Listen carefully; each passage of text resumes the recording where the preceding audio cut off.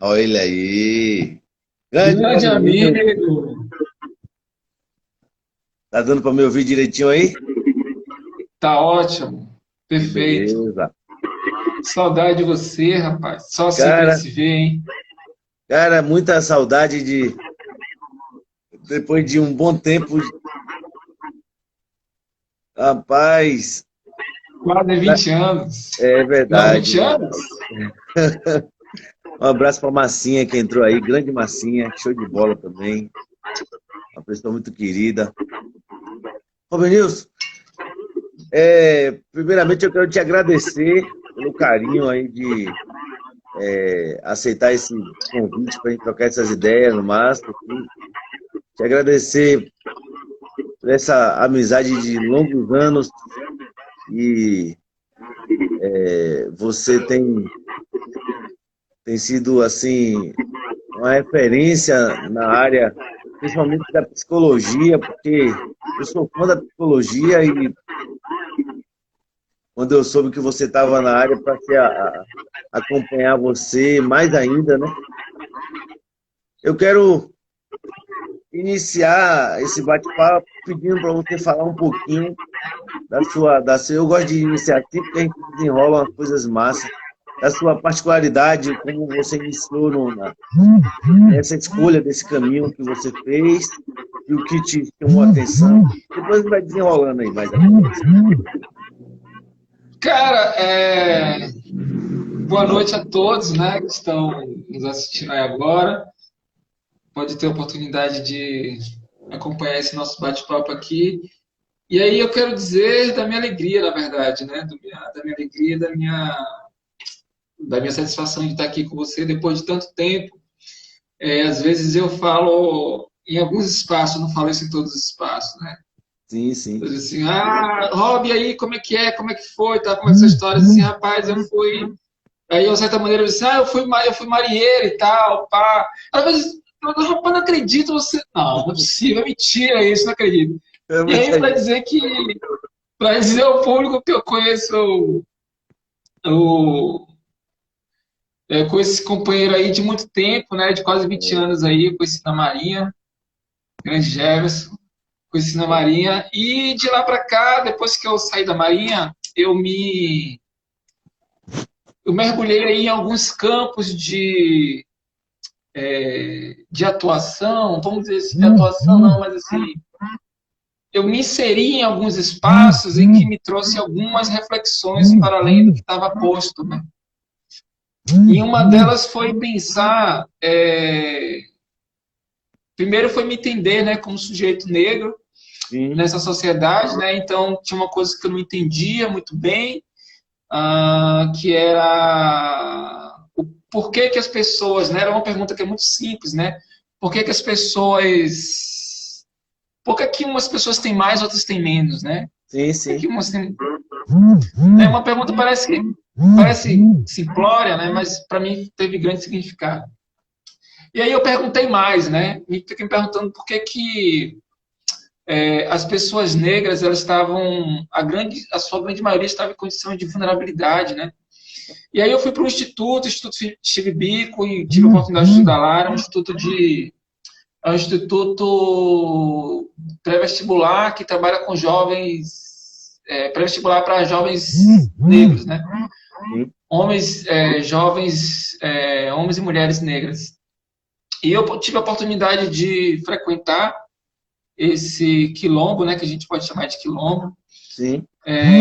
um pré-vestibular para jovens carentes negros. E lá eu pude compreender ainda mais o que era isso que eu perguntava, né?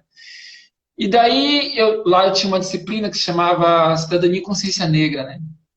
E a partir dessa disciplina é que eu comecei a pensar, a vislumbrar que tinha alguma dimensão psicológica. Talvez tivesse. Eu sei que tinha uma questão social muito forte, isso já estava ciente disso, por estar inserido em outros espaços, né? Movimento de rap, movimento de reggae e tal. Sim. Isso já me dava aí uma direção. Mas eu entendi, eu comecei a perceber que tinha uma dimensão aí, que era uma dimensão que a gente falava muito de autoestima, né? Sim. Como é que autoestima, como é que a pessoa tem. que a pessoa tem má autoestima, por que os negros têm baixa autoestima, por que a gente não consegue chegar em determinado lugar e tal. Então, quando eu comecei a me perguntar sobre isso, né, eu já tinha a dimensão aí que tinha alguma coisa psicológica envolvida nesse processo de não inserção nessa sociedade e que deixava a gente de fora, né? E por que essa dimensão da autoestima não fazia com que a gente chegasse em determinados lugares, né? A partir daí eu comecei a pensar, né? Meu primeiro curso que eu queria fazer inicialmente era sociologia, aí depois eu fui para pedagogia, fiz economia, cheguei para economia, um determinado período fiz 1 ano, estudava lá economia durante um tempo, aí depois eu fui para psicologia, né? Ganhei uma bolsa, fui fazer psicologia, e daí eu entrei para fazer psicologia depois de 5 anos que eu saí da Maria. Rapaz, deixa eu só dar um alô aqui a uns amigos que entraram aqui. Depois a gente volta a bater um papo aqui. Tem uma galera massa que entrou aqui, ó. Lãs Filho, um grande amigo querido, um abraço, querido. Paulo, né? Paulo 500 aí. Será que é ele? Paulo 500 Samário, um abraço, Paulão. Um abraço, Paulo 500, Henrique, Oliveira. Henrique é meu aluno, um forte abraço. Henrique é parceiro. Deixa eu ver quem mais. Verônica. Claudício tá por aí que eu já vi. Ludmila. Você foi identificando alguém aí, você já vai dando um alô.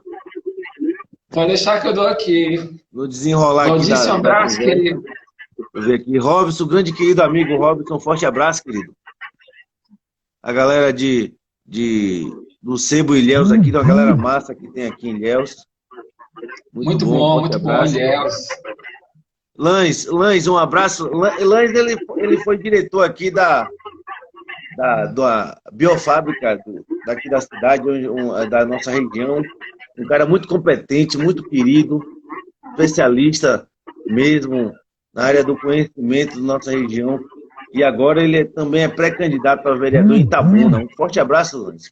A gente precisa da sua eleição até para a ciência, porque nesse momento de negação da ciência, a gente precisa que cientistas ocupem o espaço de poder, até para a gente poder estar mostrando à sociedade que é importante ter pessoas com cabeça pensante.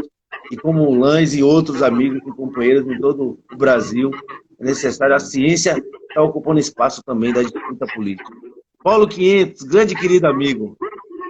Então, Robin, Paulo Cardoso, um forte abraço, irmão. Larissa Mendes do Pará aí, ó. Um abraço, Larissa. Saludo aqui, mano. Eu queria que você falasse pra gente, né? Com certeza, Paulo, com certeza. Eu queria que você falasse pra gente, nesse desenrolar que você fez ao seguir em um dos caminhos da psicologia, se já teve um momento que você parou, pensou, não é isso que eu quero, vou mudar de rota, vou mudar de direção, vou sair para outros caminhos, ou se realmente a paixão pela psicologia, pelo conhecimento, do entender, te amarrou. Cara, Larissa tá me desconcentrando aqui, olha aí. Eu também. Cara, eu sempre também, viu, sou, Larissa? assim, Eu sou fã, viu? Sou fã desse cara aí, viu? Rafael, também um abraço. Thiago entrou aí também, um abraço. Thiago, meu primo irmão, padrinho. Rafael, beijo, querida. Cara, é o seguinte, eu sempre fui um amante do conhecimento, né? Eu sempre gostei muito, muito, muito de saber sobre as coisas, sobre como é que funcionavam as coisas, como é que as pessoas se relacionavam, né? Eu sempre procurei muito o porquê das coisas, né? Então, eu sabia que eu estava no caminho certo, porque eu tinha um fascínio, né? Pelo conhecimento e pelo comportamento humano, né? Por que as pessoas faziam isso, né? Por que as pessoas acumulam, por que as pessoas discriminam, né? Por que as pessoas tratam uma outra de uma certa forma, né? Por que tem pessoas que são mais ricas, outras mais pobres, né? Por que as pessoas são diferentes, né? Então, uma coisa que eu ficava sempre curioso, né, em saber. Então a psicologia ela veio a partir de uma necessidade, né, que foi pessoal e que é coletiva também, Sim. de entender por que a comunidade negra, né, por que a população negra era uma população que estava em uma situação de desigualdade, né, e que eu sabia que tinha um componente psicológico muito forte e que poderia contribuir demais sobre isso. Só que tinha um problema aí, né? Quando eu conheci, ainda antes de eu entrar na psicologia, eu li 2 livros, eu tive acesso a 2 livros. Oh, se você estiver saudando a galera que estiver entrando aí, viu, fique à vontade, porque às vezes entra uma galera aí e eu não consigo ver, e você vê, já pode saudar. Clarice, Samari, pessoas maravilhosas aí. Clarice, minha aluna, Samari, minha grande amiga do Pará. Clarice de Tocantins, tem uma galera aí do Brasilzão aí assistindo nós. Verdade. Então, eu passei a me interessar por conta disso, só que tinha um problema, né? Eu tive acesso a 2 livros. Um foi Tornar-se Negro, da Neuza, e o outro foi Pele Negras, Máscaras Brancas. E eu vi que a psicologia, como a sociologia tinha muita contribuição para responder, respondia muita coisa, né, a partir dessa questão da desigualdade racial no país, eu entendi que faltava coisa na psicologia, né? Eu entendi que a psicologia era um campo da ciência que poderia contribuir, mas contribuía pouco. Então eu fiz assim, não é possível, né? Aí eu fui pesquisar o que acontece, o que era, o que não era. Aí eu descobri que o curso de psicologia era um curso elitista, né? Em que pessoas negras tinham pouco acesso e que tinha poucas produções, né? Que respondiam a essas questões. Então, a partir daí, o desafio foi ainda maior de entrar na psicologia para poder contribuir com essa discussão, que eu achava que era acho, e tenho certeza que tem grandes contribuições ainda a fazer. E foi, quando eu entrei na psicologia, eu tinha apenas certeza, né, de que era isso que eu queria para o resto da minha vida. Tanto assim que hoje eu digo assim, velho, se não tiver psicologia, olha, se não fosse psicologia, eu não sei. Talvez professor aí, eu fazia um curso aí qualquer, ia dar aula em algum lugar, mas assim, a psicologia hoje é minha paixão. Tanto assim que eu faço clínica, né? Eu atendo em consultório, e as pessoas dizem assim, e aí, hobby, consultório e tal, trabalhando e tal. Eu assim, rapaz, consultório para mim é hobby. Eu não faço por trabalho, eu faço porque eu gosto, né? Então, se eu depender da clínica para ganhar dinheiro, aí eu tô na merda mesmo, porque é algo que eu faço, que eu gosto muito e faço com muito prazer, assim. E procuro estar em outros campos, sobretudo das políticas públicas, né? Fazendo psicologia, levando aí o acesso ao serviço de psicologia para toda a população, que é o que a gente pretende, deve fazer aí, que a gente vem fazendo aí durante, sei lá, desde a década de 90 aí, dando acesso, ampliando o acesso ao serviço de psicologia para a população de massa. Eu acho massa a forma que você fala, não é por assim, você seu amigo, mas a forma que você se coloca sempre com prazer na forma. Você está falando com paixão, né? Isso é bom, né? Então você fala de algo que você está sentindo. Isso talvez seja um diferencial, né? Talvez seja um diferencial. Um abraço aí a galera Marcos que entrou aí. Tem aqui. Vai entrando aí, a gente vai saudando. Eu queria saber o seguinte, antes da gente entrar nas particularidades, né? Ele é o máximo dos máximos de tudo no máximo. É isso aí, concordo plenamente. Nesse momento, assim, de você fazendo algo tão bom, você tão se sente bem, aí de repente você se depara com uma situação que não é aquela coisa de ganhar dinheiro, ficar rico, né? mas apenas algo de fazer com paixão e diante disso que você acabou de falar aí também, a falta de espaço para um negro jovem, né? É uma área também bastante elitista. Falta bastante compreensão das pessoas, né? Do papel da psicologia também na luta contra o racismo. Fala um pouquinho para a gente aí, essa sua esse ineditismo de muitas situações de pessoas como você, que faz com paixão, não é por dinheiro, puramente, claro que o dinheiro é necessário. O Nascimento entrou aí, um forte abraço. Meu.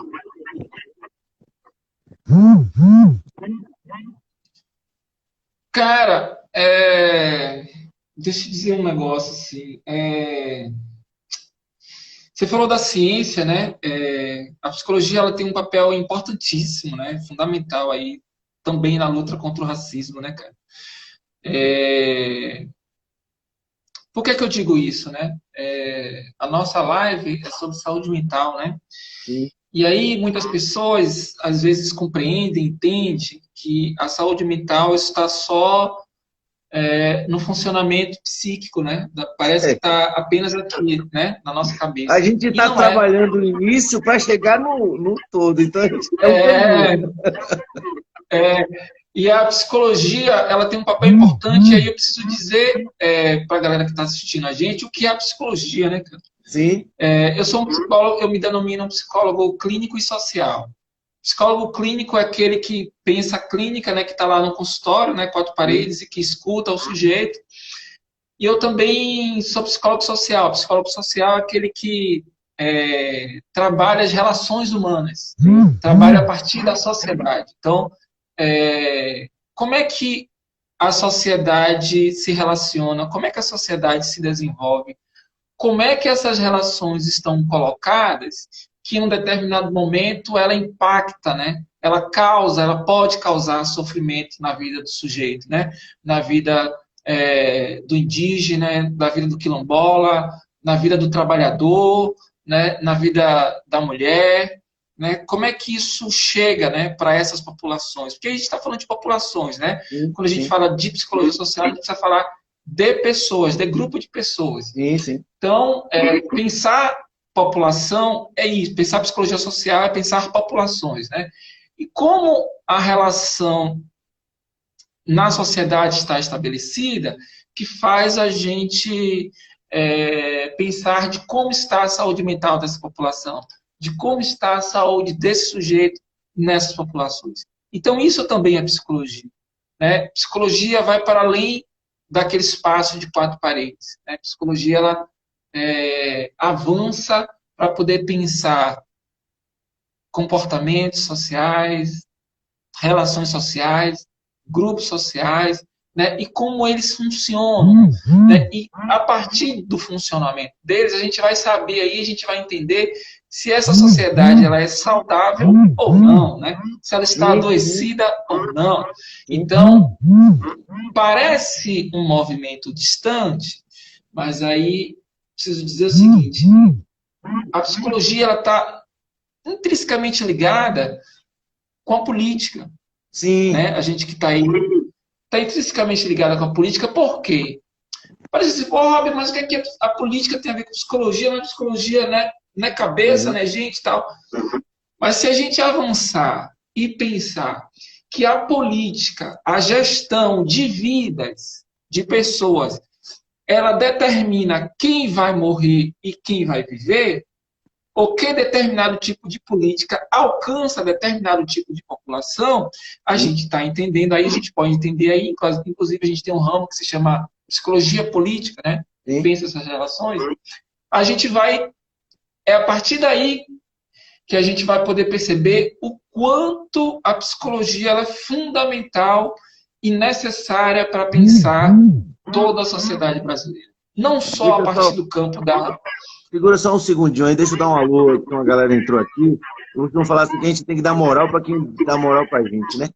Cláudio, um abraço. Leandro, Felipe está chegando, Genilson é um cabra retado, vice-prefeito de Itacaré, muito querido amigo. Itacaré você precisa vir conhecer, viu? Ilhéus de Itacaré. Leidinha, um abraço, Leidinha. Felipe na área aí, ó. Ó quem tá falando aí, ó. Política e psicologia. Volte ao seu raciocínio, é porque a gente tem que saudar essa galera massa aí. Bacana. Então, pensando no assim, mais geral para específico, é isso, né? Psicologia vai desde sujeito, pensar desde sujeito, desde o indivíduo, até grupos maiores, até concepção maior, até política aí, né? Que governa, que determina o destino das nossas vidas. Sim. E pensar destino das nossas vidas é pensar também o modo de como determinada política vai impactar também na nossa saúde mental, né? Porque se a gente está sem desemprego, né, se a gente não tem saneamento básico, se a gente não tem acesso aos aparelhos institucionais, a gente sofre, né? A gente adoece, né? Marcos, você tem uma pegada interessante aí, ó. Morte, medo. Olha aí, a psicologia é estudo da sociedade mental e social, fundamental. Então, a psicologia está intrínseca, tem uma relação intrínseca com a sociedade. Então, é importante que a gente entenda isso, entenda que a psicologia ela vai além do psiquismo, ela vai além de questões psicopatológicas, né? Ela diz respeito sobre o modo de como a gente vive, como a gente se relaciona na sociedade. Joel entrou aí, Joel Ricardo, um abraço, Joel. Joel, grande parceiro, nosso parceiro Joel, né? Grande amigão. Veja só, Nilson, fale um pouquinho dessa coisa que às vezes as pessoas não compreendem, às vezes, que é o comportamento do indivíduo diante do todo da sociedade, ou seja, em detrimento do todo. Às vezes ele quer se sobressair do todo. Às vezes, por um lado, principalmente no momento que a gente vive hoje, quando esse individualismo acaba afetando o todo. Fale um pouquinho, que eu acho que é fundamental a compreensão. Cara, é muito legal essa sua questão, porque, sobretudo pensando na pandemia, né? Eu já estou jogando umas pedradas para você, porque para a gente entrar no... Se vira aí. É muito interessante isso, porque a gente começa a perceber que as determinações da ciência para a gente se isolar é uma dimensão de sofrimento. Por que é uma dimensão de sofrimento? Porque esse sujeito, ele não vive isolado. E aí você falou de uma concepção que é bem legal, que a gente trabalha, que é a questão do individualismo, né? A gente sabe que tem uma cultura do individualismo, né? O capitalismo é uma cultura do individualismo, né? Então, o capitalismo, ele visa o lucro, né? Ele vê aí a exploração, então são poucos com muitos sem nada, né? Então, me parece que é uma relação... O próprio capitalismo é uma dimensão de sofrimento, né? O próprio capitalismo, ele gera para a gente uma condição de adoecimento, né? E, às vezes, o sujeito que se coloca, né, na medida que se coloca nessa relação entre o individual né, entre fazer coisas sozinhos, entre fazer coisas em grupo, né? E aí é importante dizer que nós estamos na diáspora, nós estamos na América do Sul, né? Então, nós temos aí uma dimensão social bem interessante, porque nós temos diversas populações aqui, né? Temos populações indígenas, quilombolas, população negra, né? Temos diversas populações ciganas, galera dos rios, né? Dos mares. Então, são grupos sociais, nós vivemos numa sociedade que vive historicamente e eminentemente em grupos. Então, quando o sujeito ele se isola, obviamente ele vai estar aí a partir da dimensão de sofrimento, né? Acho que o que o Marco traz aqui... O Marco já está querendo que você vá... O Marco já está querendo que você entrar nos fins. Calma, Marco, a gente vai chegar lá. A provocação de Rosana também aí, ó, que é muito importante esse debate, seria importante mencionar os espaços onde está sendo trabalhado com os sujeitos. Marcos, vamos chegar lá. Exatamente. A Rosana é companheira nossa, amiga nossa, ela trabalha na assistência, né? E assistência é uma política social que pensa aí, né, as populações que estão extremamente... que estão na extrema pobreza e situação de extremamente vulnerabilidade. De extrema vulnerabilidade. Eu queria até explicar uma coisa. Eu queria explicar uma coisa, Pode porque explicar. eu fiz essa pergunta te provocando para você falar um pouquinho dessa coisa do individualismo sobre o todo. Porque nós estamos em um mundo, está todo mundo sendo afetado, onde as principais lideranças do mundo estão buscando caminhos praticamente parecidos. E aí tem um ou outro indivíduo de lideranças que quer seguir caminhos totalmente difusos, totalmente diversos, né? É por isso que eu quis trazer para essa provocação, especialmente as nossas lideranças brasileiras, né? Então, eu achei interessante puxar isso. Mas, como o Marcos está ansioso para falar da pandemia, a gente vai falar dessa pandemia que, na verdade, está nos afetando tanto, mano. Então, eu queria que você se aprofundasse mais com a provocação de Rosana também aí, nessa discussão mencionar os espaços que está sendo trabalhado com o sujeito, fazendo uma visitação com a pandemia. Um abraço a Cioli que entrou aí, ó, também a galera, meu nome, Pedagogia, Ludicidade. Um abraço, viu? Entra na galera massa, a gente vai saudando, só para não ficar pulando também. Um abraço grande Rocha aí. Cara, essa dimensão da pandemia, né, é importante a gente pensar isso, né?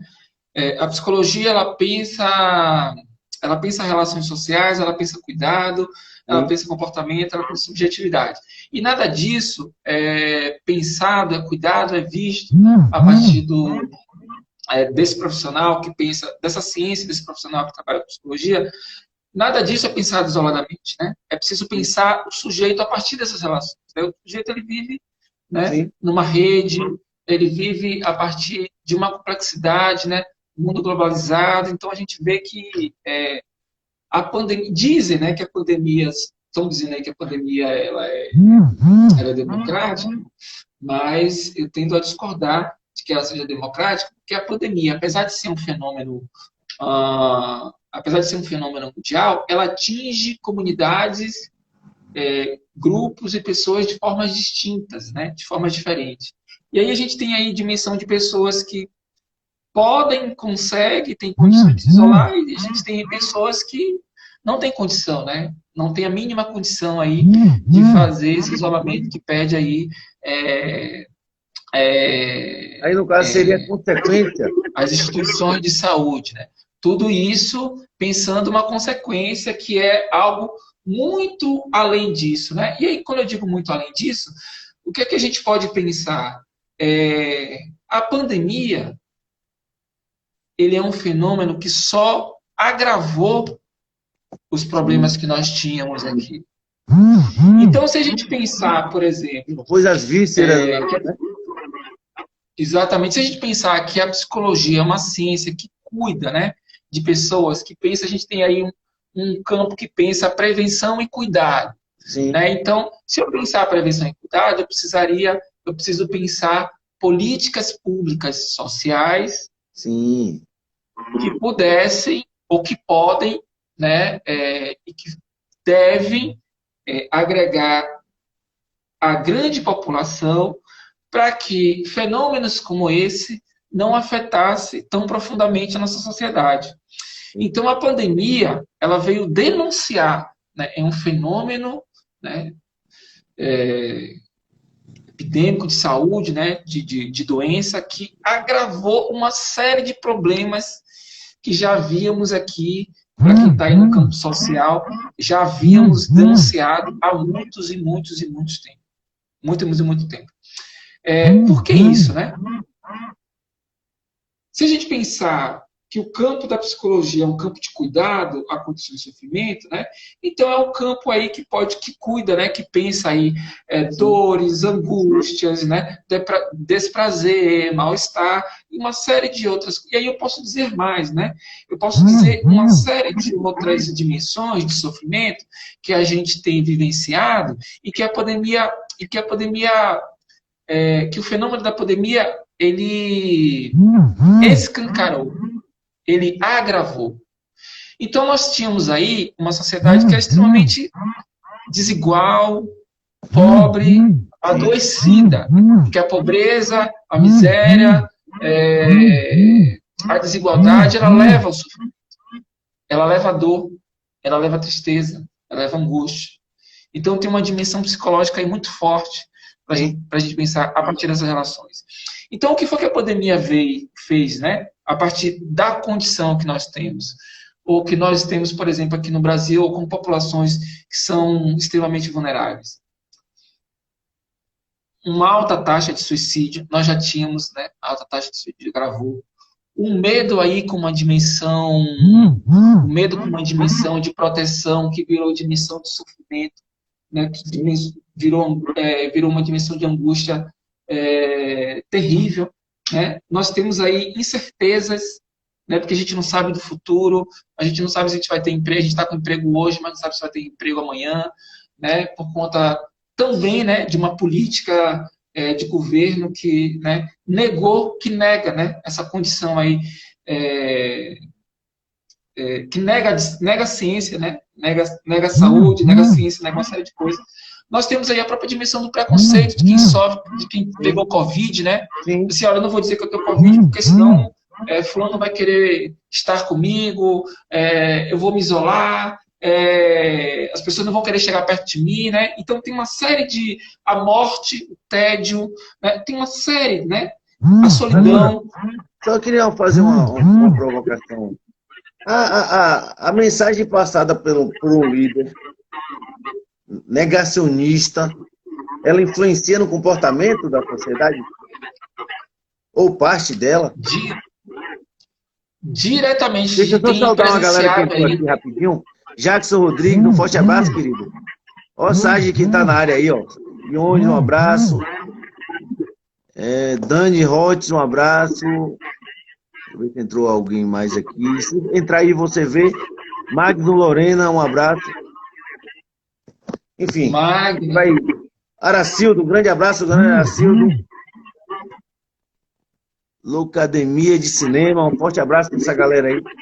Obrigado, Jaquinho. Forte abraço. Depois quero bater um papo com o Jaquinho também. Jaquinho é um cara do saber cultural muito importante.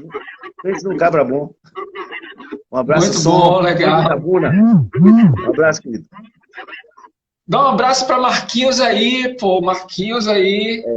Marquinhos, querido, um abraço corintiano. Leonardo Ramos, né? Remista, danado.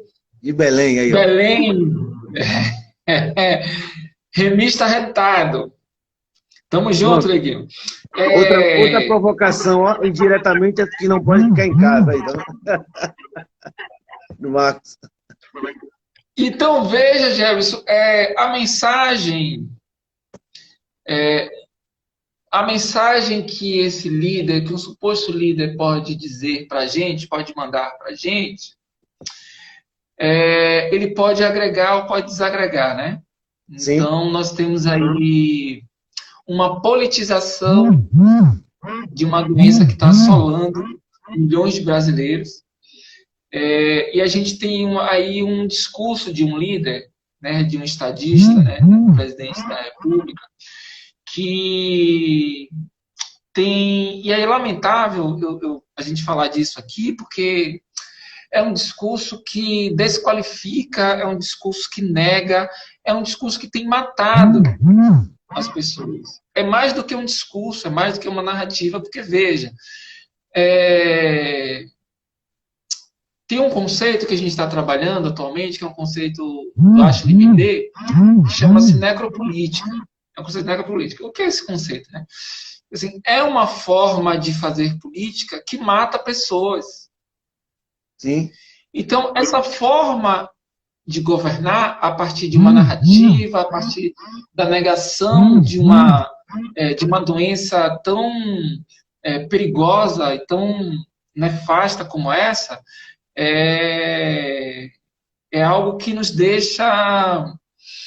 É algo que nos assusta, né? É algo que nos deixa perplexo, é algo que nos tira o chão, assim, né? Porque me parece que é um estadista, não é, se é que eu posso chamar assim, né? Um cara que nega e desqualifica e desdenha da morte de milhões de pessoas no estado em que ele governa. é extremamente lamentável. Então, o atraso, me parece que o atraso que nós estamos acompanhando em perceber que quanto mais se libera, né?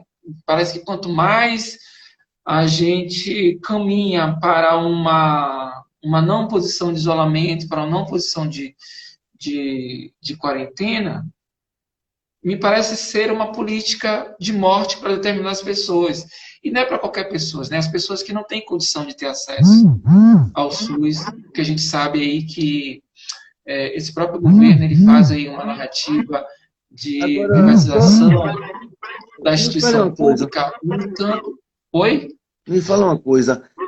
Eu queria compreender um pouquinho que a psicologia ela explica esse fenômeno onde o indivíduo ele através do achar ou pensar, não sei nem que nome dá a isso, ele consegue influenciar multidões e milhões de pessoas a ponto de negar algo que é tão óbvio, algo que é tão, na maioria das pessoas, tão evidente. Como que é isso? Dá um abraço a uma galera que entrou aí, Oswaldo, Tatá. Valeu, Jaquinho. Um abraço para a Lorena, beijo grande.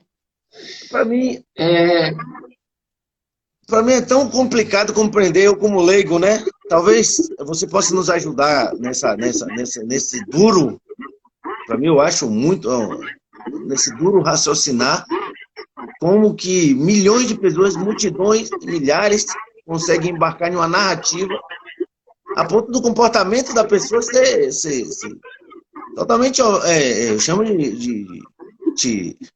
não sei se é a palavra que eu posso utilizar, mas eu acho que é o comportamento suicida diante dos fatos. As pessoas não querem usar máscara, não se preocupa. Fala que eu tenho amigos, que às vezes eu já estive na casa deles, aí cheguei de máscara e o cara, isso aqui, rapaz, aqui não tem negócio de máscara, não. Eu falei assim, rapaz, não tô entendendo. E o cara, sabe? Explica aí, velho, o que é isso? Negar algo óbvio, sei lá. A psicologia nos ajuda nesse aspecto? Ajuda sim a entender. A gente precisa retomar, né? A gente precisa retomar uma história para a gente poder entender isso, né?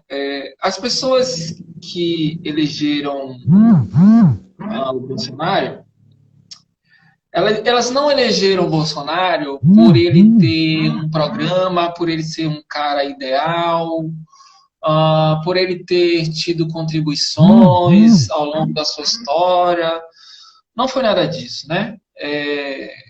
A sociedade, parte da sociedade, é importante dizer isso, não é a grande maioria, né, das pessoas, mas assim, parte da sociedade, né, ele comprou essa narrativa porque por uma conjectura de coisas, né? Então, nós tivemos aí, primeiro, né? Então, parte da elite, né, precisou construir uma narrativa. Juliano, meu querido, te amo, Juliano. Um abraço para o professor José Vando também. O professor José Vando aqui na cidade é um grande intelectual, um diretor de uma faculdade aqui na nossa cidade. Um abraço, professor. Obrigado pelo carinho, viu? Juliano é fera. Valeu, Júlio. Primeiro que se criou a narrativa, né, Jefferson? Se criou a narrativa, uma narrativa de corrupção, uma narrativa de medo, né, do desemprego, uma narrativa de crise. Se chamou aí a mídia, se chamou aí o judiciário, e esse conjunto de elementos, esse conjunto de narrativas, ele criou aí uma identificação e um ódio, né? Então, esse governo é um governo criado a partir da narrativa do ódio, a partir da narrativa de uma suposta corrupção. Ainda ontem eu vi o ex-juiz e ex-ministro falar sobre... Engraçado que eles eu escutei ele fazendo uma entrevista na Globo News, e ele ele constrói a sua narrativa a partir de uma ideia de corrupção, né? Como corrupção fosse o grande mal-estar da sociedade brasileira, e se a gente acabasse com a corrupção, acabaria todos os problemas da sociedade. Juliano, ele fala muito bem. E aí me parece que se a gente acabar com a corrupção, nós acabamos com todos os problemas do Brasil, né? E ele esquece, me parece que não está no escopo do conhecimento dele, da história, da dinâmica, que existem outros elementos, e que o sistema político brasileiro, ele é construído para pensar, né? Ele é feito, né? Ele é dinâmico, né? Para pensar. A corrupção está intrínseco no próprio sistema político brasileiro. E aí, parte da sociedade se sentindo possivelmente enganada por um grupo, comprou essa narrativa. Então, é um grupo, o governo que está aí, é importante dizer isso, né? E aí, eu estou dizendo isso para todas as pessoas, né? De direita, de esquerda. Se a gente for observar a história, foi um governo que se constituiu a partir de um discurso de ódio, de um discurso de medo, de um discurso de pavor. Agora eu pergunto para você, como é que fica a cabeça do cidadão, principalmente o cidadão chamado o cidadão comum, aquele cara que não tem nenhuma, digamos assim, não tem nenhuma opção de trabalhador. Você entendeu? Como é que ele fica diante desse mundo de informações, desinformações, de contra-informações? Como é que fica a mente dele diante disso? Todo esse bombardeio de situações. Jefferson, querido, isso, inclusive, é uma dimensão de saúde mental que a gente está pensando em tempos de pandemia também, porque muita informação tem causado na gente uma sensação de medo também, ansiedade, de pânico, né? E isso tem prejudicado a gente, né, a filtrar algumas coisas, né? Porque, por exemplo, nós temos o que Juliano disse aí, ó, fica a ponto de estourar. A gente tem um governo que diz assim, isso é uma gripezinha, isso não tem importância, liberem tudo, a gente precisa trabalhar, as pessoas precisam trabalhar, precisa ter emprego. E, por outro lado, a gente tem uma outra narrativa que diz o seguinte, assim, gente, cuidado, né, proteção, se isolem e tal. Então, a gente tem, e é uma relação esquizo, né, o que a gente chama de relação esquizo. Mas tem aquela coisa do ver também, né? O cara ouve alguém falando algo e vê os fatos acontecendo do seu lado. Essa confusão na cabeça do cidadão. É o que a gente chama de relação esquizo, né? Por exemplo, a gente vê uma coisa, a gente está vendo uma coisa aqui, mas acredita em outra lá. Então, uma relação cindida, uma relação de ruptura, uma relação esquizo, é o que a gente chama de esquizofrenia, né? Do ponto de vista de saúde mental, esquizofrenia é uma ruptura, né? Uma cisão, uma separação, né? Então, a cabeça desse sujeito, né? Sobretudo daquelas pessoas que estão aí em situação de vulnerabilidade, que não têm acesso à informação, que não têm uma condição de acesso a várias coisas para a gente poder discernir, pensar e se posicionar diante de determinadas Entrou uma galera nova, então deixa eu dar um salve. né? A Romênia, um abraço. Eli Ione, Cristina Rejane, Léo Santos, um abraço, meu querido Léo Santos. Rejane, querida. Quem foi esse último que entrou aqui? Edmilson Santos, um forte abraço. Olha, a Rejane traz uma coisa importantíssima, né? Governo esse que retira famílias quilombolas de seus territórios. Então, é um governo, Jefferson. Se a gente for pensar o que é a pandemia... Entrou aí, um abraço. O que é a pandemia e o que é que esse governo está fazendo a partir da pandemia é uma coisa absurda. Um beijo, Cíntia, de São Paulo. Cíntia, querida, que eu amo demais. Um abraço, Cíntia. Veja, é um uso... Ai, que governo hoje... É verdade, viu? O cara ia ser o top das galáxias. Vocês são terríveis.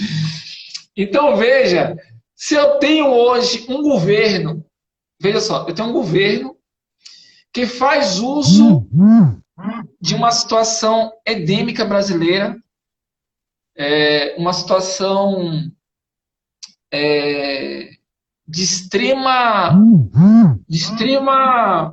perigo para a sociedade brasileira, e ele faz uso, né? Então, o governo faz uso da pandemia para matar pessoas, para matar populações, para estabelecer uma política. Porque quando ele diz assim, não, vamos liberar tudo para poder... A economia tem que circular. Ah, as pessoas vão morrer, né? E daí, né? Fazer o quê? Quando ele diz isso, ele está dizendo para aquelas pessoas que têm menos acesso, dizer, olha, eu não posso fazer nada se você morrer, né? Porque a economia, o Brasil tem algo maior do que a sua vida, que é a economia, que é o Brasil. Então, Jefferson, eu acho que cabe a gente, a todos nós, cabe a psicologia, cabe a ciência, cabe aos meios de comunicação, cabe a todos os setores, denunciar, fazer isso que a gente está fazendo, né? Denunciar essa situação. Porque aquelas pessoas que foram enganadas a partir do medo, que essas pessoas foram enganadas. Criou-se uma narrativa de crise, criou-se a narrativa de uma péssima gestão, criou-se a narrativa do medo, criou-se a narrativa de que o país estava mergulhado em uma corrupção, e fizeram isso com o Brasil. Estamos aí, Jefferson. Regiane deu até uma contribuição aí, ó. Fez um decreto em abril de 2020, a comunidade só veio saber em junho. Exatamente. Veja, estamos aí 2016, desde 2016, estamos há 4 anos. Agora mergulhados em uma crise. Deixa eu fazer só uma pergunta. E o cidadão que, diante de todos os fatos, ele precisa sobreviver por questões até humanas, não tem condições nenhuma de ficar em casa naquela situação que deveria. O governo não dá o suporte necessário, principalmente para o micro e pequeno empresário que foi abandonado, ele era jogado às praças, jogado aos leões. O trabalhador informal, o autônomo, ele conseguiu alguma migalhazinha, mas o coitado do microempresário, como é que fica a cabeça dele diante desses fatos? Ou morre de Covid ou morre de fome, como é a narrativa mais difundida aí? Cara, veja, né? São em momentos de crise. Ó, que Juliano botou aí. Mais antigo, permissão concedida, companheiro. Júlio. Valeu. Eu te amo, viu? Cara, veja só, nesses momentos de crise que o Estado ele precisa intervir. Esse que é o papel do Estado. O Estado tem responsabilidade, precisa ter responsabilidade com a sua população. Então, veja, é preciso construir uma política para aqueles menos favorecidos.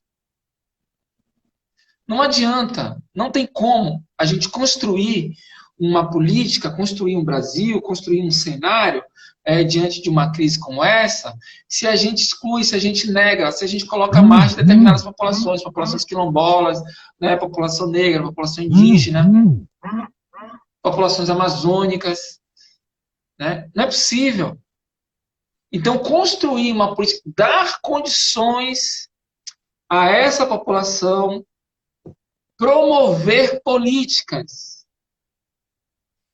e estabelecer uma estratégia que possa enfrentar essa pandemia, para que essas populações possam enfrentar a pandemia, seria o caminho.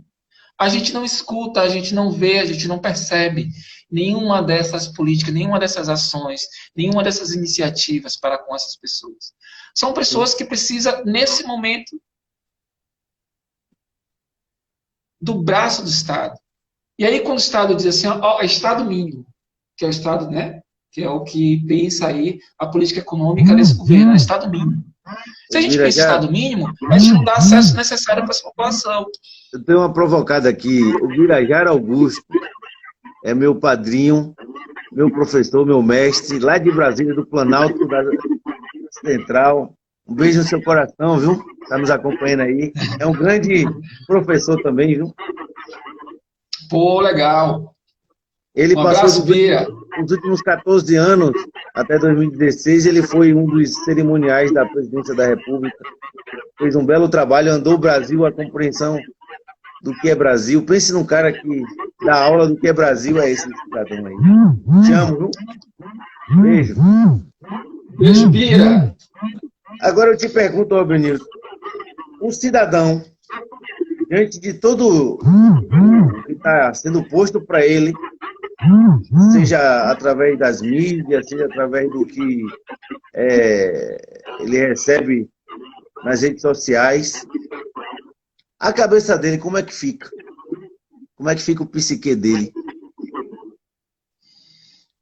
Cara, é angustiante, né? Você vê um trabalhador, você vê uma trabalhadora tendo que escolher se morre, né, de Covid ou se morre de fome. Rosana deu uma provocada aí também, né? Porque o Estado, ele abandonou por completo esse sujeito nessas duas dimensões. É uma situação de desamparo, né? É uma situação angustiante. É uma situação de isolamento, né? E aí, Jefferson, tem um negócio que a gente tem dito aí nas lives. Que Silva entrou aí, um abraço, bebê. Que o isolamento para essas pessoas, essas comunidades, não é novo, né? A pandemia só agravou isso. A gente vive isolado há muito tempo. A gente vem denunciando isso, Jefferson, há muito tempo. Então, e nós sempre, assim, as comunidades periféricas, as comunidades tradicionais, né, as pessoas pobres, elas sempre se viraram, desde sempre. Porque o Estado sempre, né, esse Estado brasileiro que é essencialmente classista, é racista, é homofóbica, é machista, né, colocou essas pessoas, tem colocado, né, e colocou historicamente as pessoas nessas condições. Então, você chegar ao ponto de ter que escolher se vai morrer de Covid ou se vai morrer de fome, né, é uma situação extremamente constrangedora e adoecedora do ponto de vista psicológico para essas pessoas. E aí, Jefferson, quando você diz assim olha, eu não tenho, assim, olha, vocês estão pedindo para me isolar, mas eu não tenho condições de me isolar. Eu não tenho uma renda, eu mal tenho um saneamento básico na minha rua, falta água, como é que eu vou me isolar? Que condições o Estado me deu para que eu estivesse, ou para que eu esteja isolado nesse momento? E é nesse momento, era nessa hora que o Estado precisaria intervir para amparar essas pessoas. E aí eu digo amparar em todos os níveis. Né? Amparar no sentido social, amparar no sentido econômico, né? No cuidado, né? Na prevenção. Né? Então, o desamparo, pense, Jefferson, vou fazer um exercício rapidinho aqui, numa pessoa que é abandonada pelos seus pais. Como é que essa pessoa não se sentiria? É assim que os brasileiros estão se sentindo hoje, com esse governo que está aí. Agora, diante do cenário que você nos ensina, nos explica, depois daquela reunião maluca, da chamada passagem de boiada, diante do o que estado é esse? Que em plena pandemia, em vez de estar aproveitando para cuidar dos seus, aproveita para aniquilar alguns ou tentar calar, né? Em vez de dar o suporte necessário, eles veem como uma oportunidade para, não sei qual é a palavra que deveria utilizar, para superar, no sentido impor uma narrativa. Seria isso?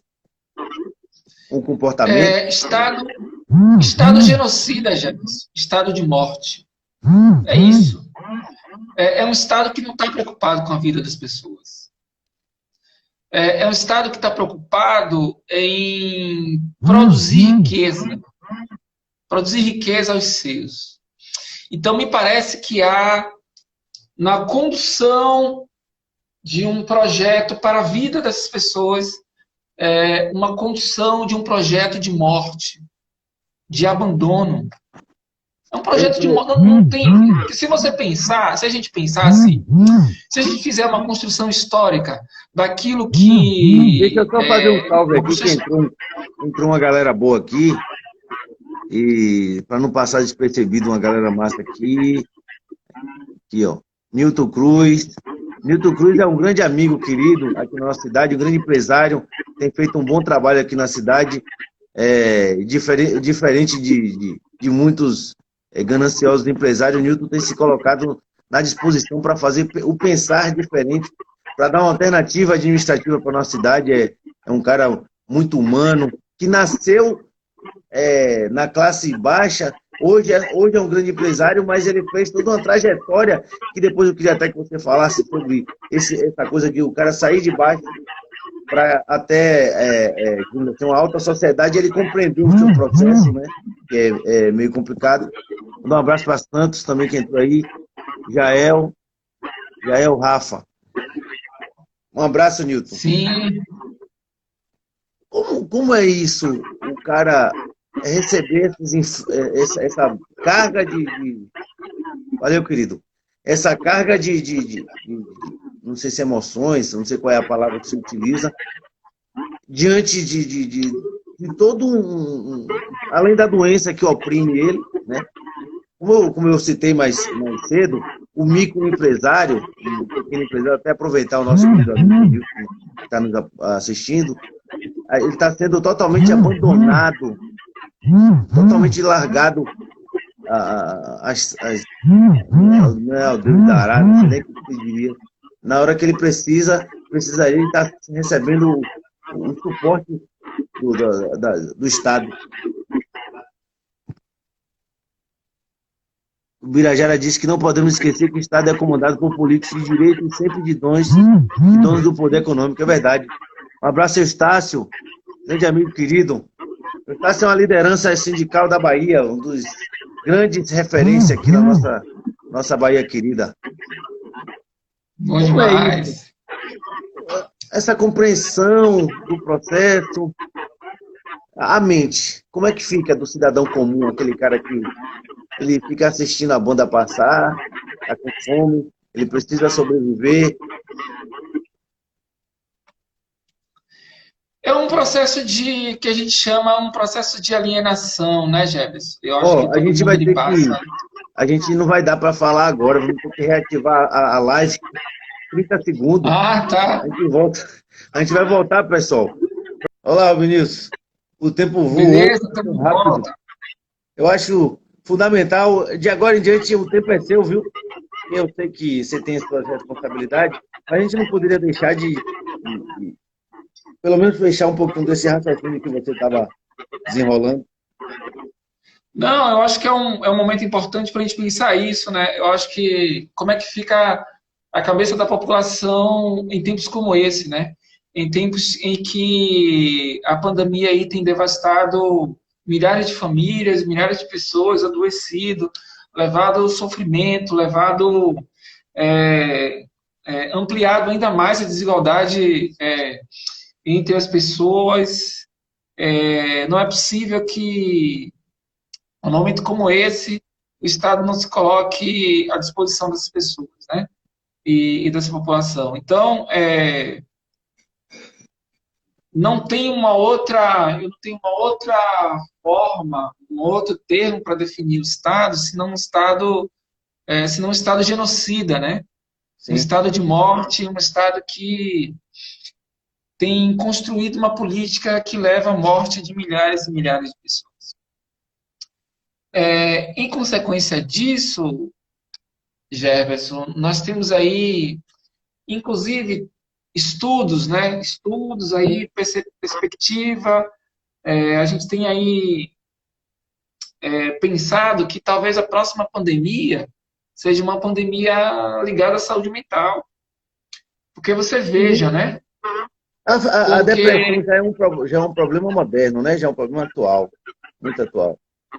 A pandemia, ela gera, nessa quarentena da vida que a gente está sendo obrigado a se jogar nesses últimos cento e tantos dias, ela tem causado depressão em muita gente, né?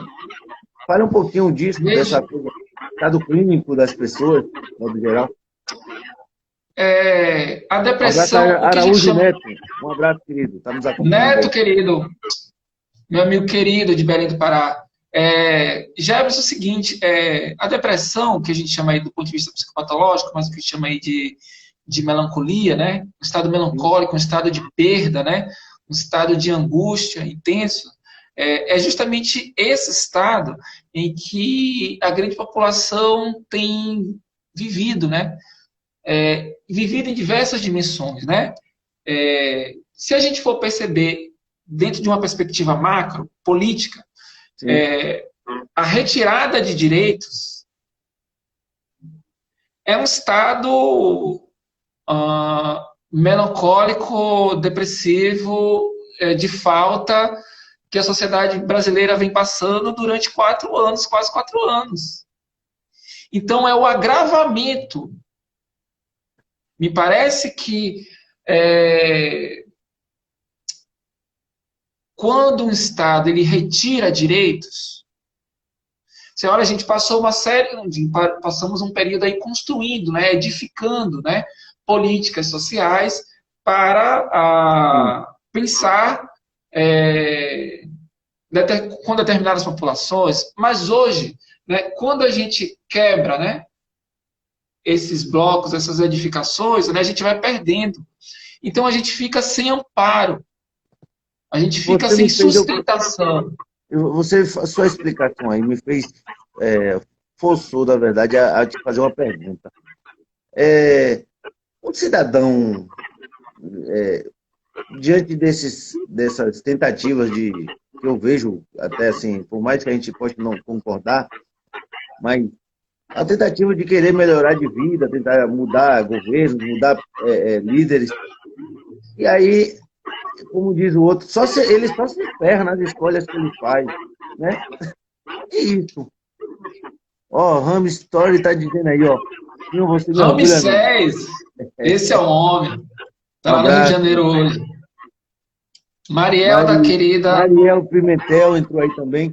Então, como é que fica a cabeça desse cabra? Vamos botar assim, para tentar, assim, vou tentar falar. Eu não tenho sua intelectualidade para explicar muito, então vou tentar falar grosso modo aqui. Esse cabra ou essa cabra que fica aqui, eu tentando acertar e erra toda hora. E a mente, como é que fica? Como é que fica essa mente? Cara, a Diante de gente escolhas passa. políticas Isso. desastrosas. Jefferson, ao longo da nossa história, a gente acostumou, né? A gente se. Acho que a nossa própria história diz isso, né?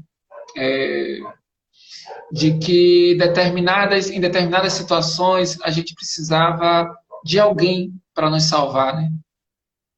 Então, parece que a gente está sempre nos remetendo a alguém, a algum salvador, alguma pessoa que vá salvar nossas vidas. Engraçado que nesse período, antes das eleições, as pessoas diziam assim, Isso né? não é um equívoco da nossa parte? É esperar em alguém, colocar alguém como. Certamente. Porque Dá um o que, abraço que para eu minha quero cunhada dizer com isso? Renata, que entrou aí. Entrou também Laís Caroline, também entrou aí. Um abraço. Laís de Palmas, querida, beijo. O que eu quero dizer com isso, né? É que o processo de alienação ao qual nós estamos submetidos, ao Entrou qual Claudinha também. Um abraço, Claudinha. a situação de vulnerabilidade é tão forte, é tão intensa, né, que os brasileiros perdem esperança, perdem força e não conseguem encontrar nesse coletivo, que é aí que a gente estava falando no início, né, que a Sim, coletividade, né, os grupos, né, as relações, sim. elas são extremamente importantes porque dá para a gente esse suporte, né, de compreender a sociedade enquanto grupo, né, de compreender o que é melhor para aquele grupo, né, como é que esse grupo pensa, né, essas relações, pensa o governo, porque somos nós. E aí você me fez uma pergunta anteriormente, disse, pô, como é que essa galera pensa aí?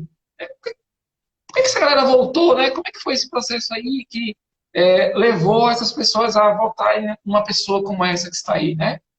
Foi o ódio, o desespero, a mentira, tudo isso levou a população, e aquela população que é desinformada, que a gente chama de processo de alienação, né, a comprar essa narrativa, gente.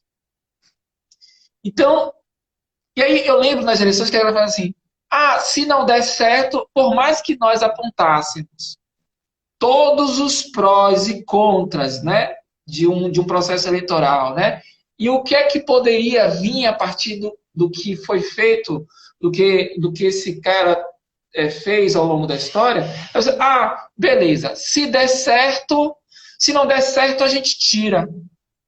Mas o que a gente quer agora é definitivamente tirar o PT. Né? Então, foi um discurso, foi uma eleição construída à base de ódio, né? Muito rancor, né? E muito sofrimento. Sofrimento porque foi dito a ele que a condição que ele estava vivendo naquele momento era culpa de alguém. E aí nós, Jefferson, do ponto de vista psicológico, a gente costuma muito culpabilizar o outro, né? Sim. E dizer assim, olha, o que é que eu fiz, né? O que de fato eu fiz para para estar nessa situação hoje? Que elementos sociais, que relação de poder está colocada, está posto, né? Que eu me coloco nessa situação, que determinadas populações convivem nessa situação. Então é o que a gente precisa se perguntar, né? E aí, cada vez mais, ainda que seja por internet, por rede social, a gente precisa estar conectado, a gente precisa denunciar. Né? E as lives que eu tenho feito, eu tenho dito isso. Né? As lives não é meramente uma condição de formação. Essas lives, as lives que a gente constrói, lives que denunciam isso que a gente está fazendo aqui, é uma denúncia do processo de exclusão, é um processo de negação, é um processo de morte que o governo está fazendo para a nossa sociedade. E isso leva a Agora, gente à condição de sofrimento, né? sim. Ansiedade, depressão, medo, suicídio, né? Agora, Rob, eu volto mais uma vez a te perguntar como é que fica a cabeça desse pobre trabalhador que ele ouve na televisão de dizer assim, tal reforma vai ser boa, porque vai gerar emprego, vai gerar oportunidade, vai ser boa. E aí passa a reforma, lasca a vida dele. Aí tem de novo uma conversa bonita de novo. Vai ser bom aquilo, isso. Reforma da Previdência, né? Reforma trabalhista vai ser bom, que vai gerar milhões de empregos. Aí passa, ele só perde o emprego. Aí vem um cara e diz assim, não, a gente faz um ajuste aqui, porque o ajuste vai gerar milhões de oportunidades, e aí o ajuste só aperta aí.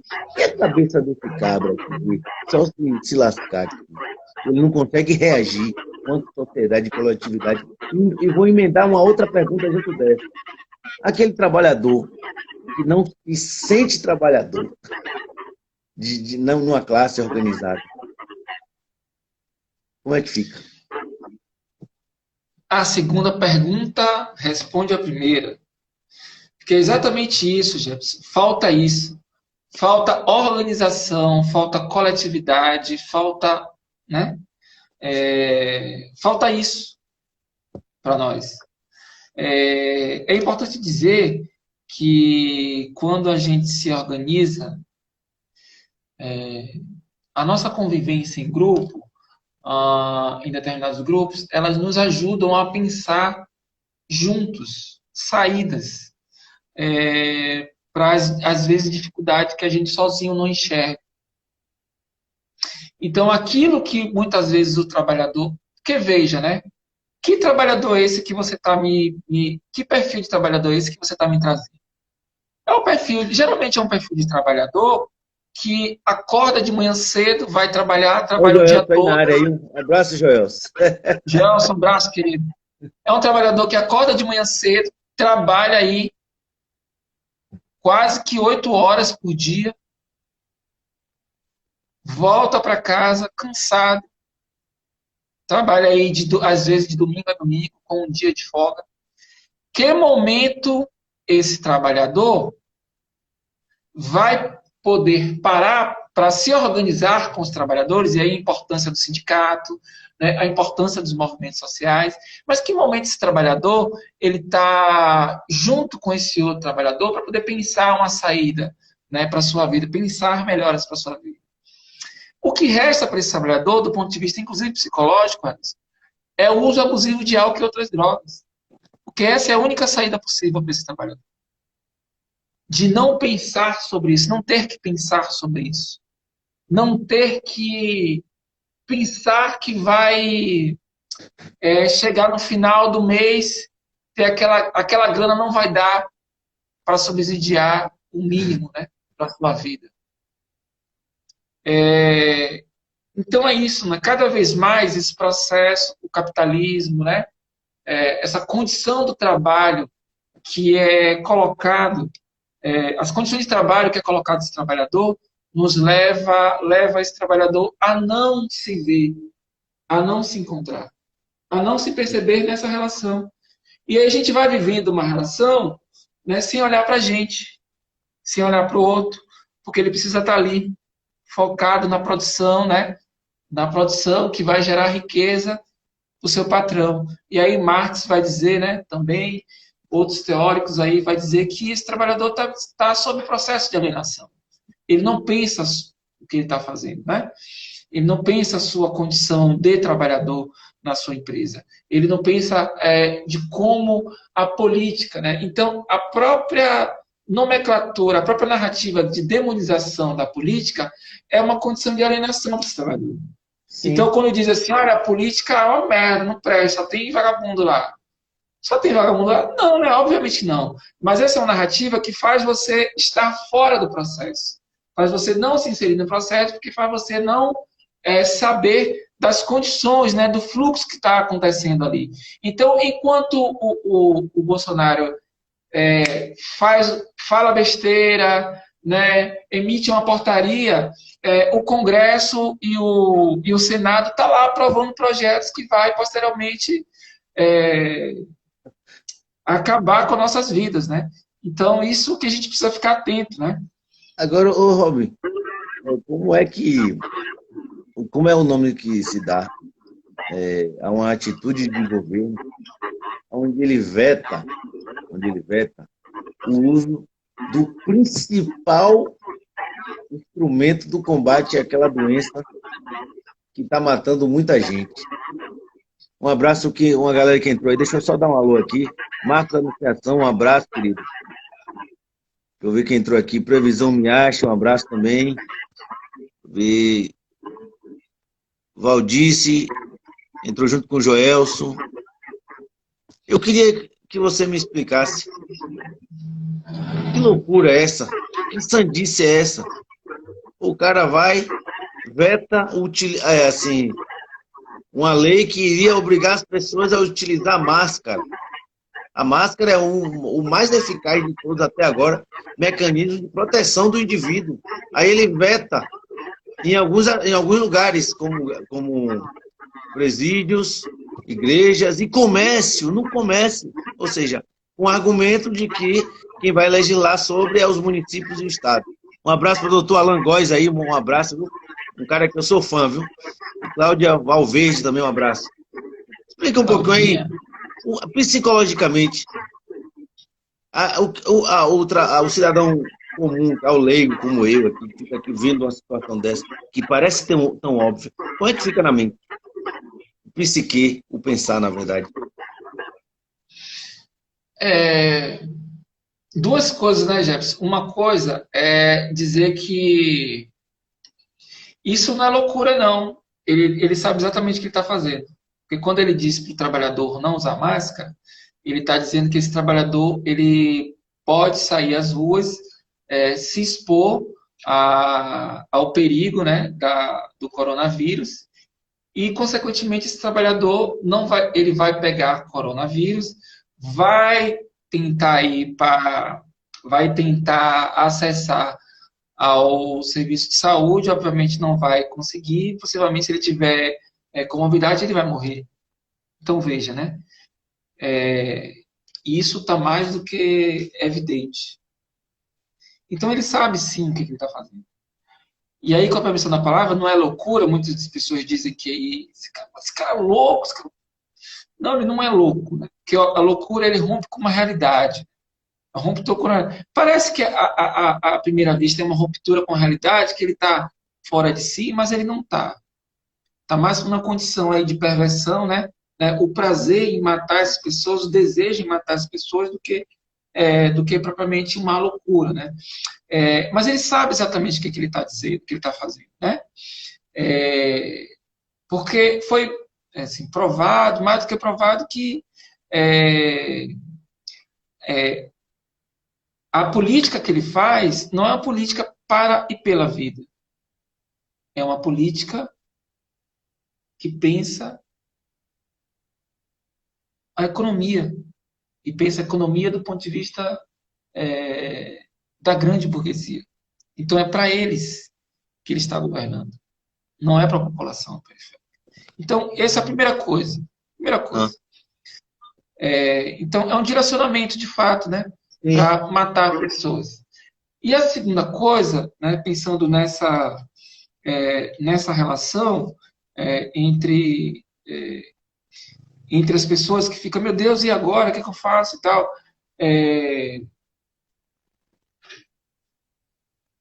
Nós temos aí um discurso que é da ciência. Sim. E tem um discurso que é de governo.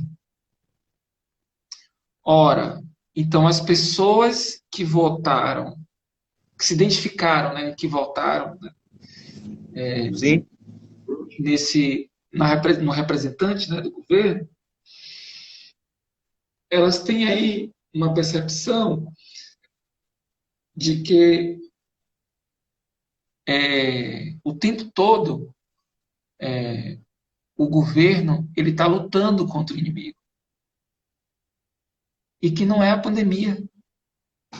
Então, veja a situação. Quando você está num governo, você precisa governar para todos. E me parece que o governo que está aí ainda não saiu do processo eleitoral. Porque ele encara grupo de pessoas ainda como... retórica, né? Exatamente. Então, a retórica, a narrativa, a narrativa ela cola a partir de uma identificação, que a gente chama aí de identificação, né, na psicologia, né? A gente estuda, né, identidades, a gente estuda aí identificação, né? Então, por que as pessoas se identificam com essa figura? Por que essa figura... É uma pergunta importante, né, fazer. Por que ele nega... Por que ele nega o óbvio, nega a ciência? Assim, faz sentido? Faz sentido para quem? Né? Então, parece que é uma narrativa que vai na contramão do que é previsto, que está previsto mundialmente, mas é algo muito particular. E é muito particular dessa figura. Porque a gente já percebeu, né, que existem setores aí do governo, inclusive, que não compram esse discurso. E por que ele ainda insiste em fazer isso? Né? E por que as pessoas elas compram essa narrativa? Compram essa narrativa, assim, primeiro, porque se identifica, e segundo, porque ainda está mergulhado sobre a égide de algum tempo, sobre esse discurso do ódio, esse discurso do medo. Deixa eu dar um alô para uma galera que entrou aqui agora. Diegão é um querido amigo de Itacaré. Tem uma galera massa de Itacaré entrando aí, viu? Mari Costa, Plácido Medrado, Lucinéia. A galera massa que tá entrando aí. Diego é um militante da cultura, do esporte lá em Itacaré. Precisa conhecer Itacaré, viu? Eu vou fazer uma pergunta para você. Desenhando uma caricatura que era para ser, digamos assim, apenas uma resenha. Chega um cidadão, vai abordar um casal, e o casal vira para o cidadão e diz que, primeiro, ele é engenheiro, ele não é cidadão. E quem paga o seu salário somos nós. Putz, o agente que está recebendo o salário do engenheiro está cumprindo a sua função, pô. E o engenheiro não é um cidadão? Você como pensador, você como psicólogo, por favor, me ajude. Me explique isso aí, cara. Na moral, eu queria entender isso aí, eu não consigo compreender. Cara, a gente vive sobre uma sociedade extremamente desigual, né? Uma sociedade de classes. Uma sociedade que é dividida a partir de classe, a partir de raça, né? E a partir de gênero, sobretudo, também, né? Em que determinadas pessoas, elas se sentem aí superior a outras, né? Sim. A partir de uma condição. Sim. E aí me parece que eu vi essa situação, acho que recente no jornal, achei meio sem nexo, sem sentido, mas é para pensar do quanto a nossa sociedade ainda está mergulhada sobre a égide do preconceito, né? Da classe. Mas, Rob, né? é isso que eu queria chamar a atenção para você. O cara tá ali cumprindo uma função pela qual ele foi pago. Aí o cidadão questiona que quem paga seu salário sou eu. É verdade, somos nós que pagamos o salário do cara e o cara está cumprindo a função. Você entende?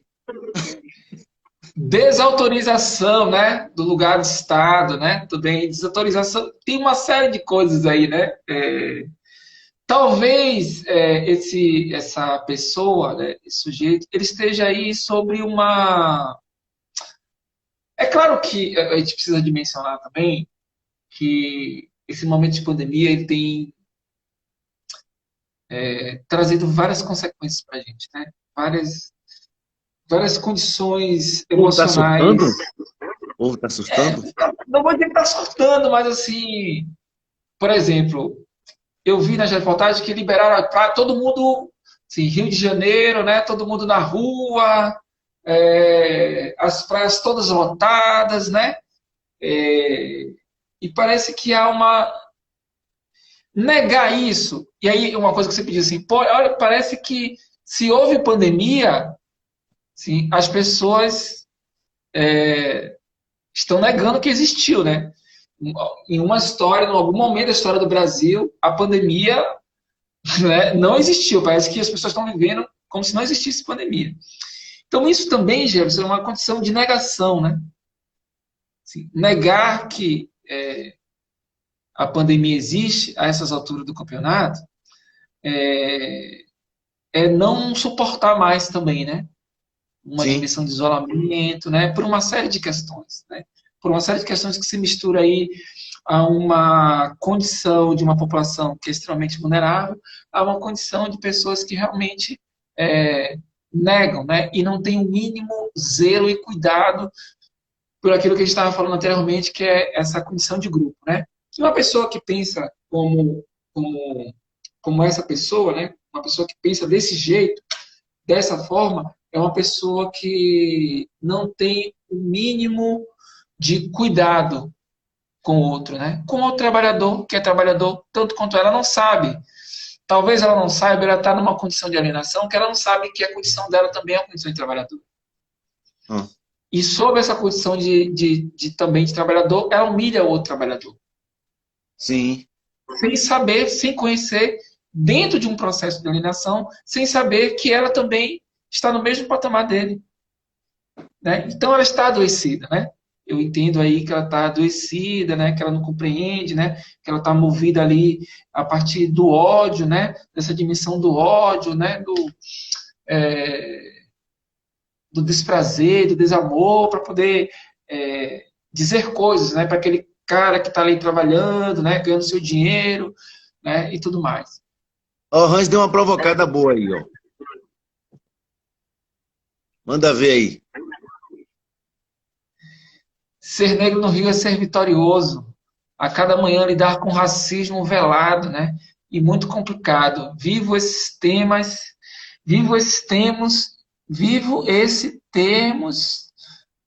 Todos os dias eu saí. Vivo esses termos todos os dias ao sair de casa e sou parado na Blitz. Negro racha de carro. Porra, bacana esse discurso do Ramsés. Ramsés é um cara muito bonito, né? Alto, bonito, tem um porte. Né? Ramsés é um cara que circula aí na alta sociedade, porque ele é músico, toca. E é muito isso, né? Ele continuou contemplando aqui embaixo, ó. Em vez de dar explicações dos motivos.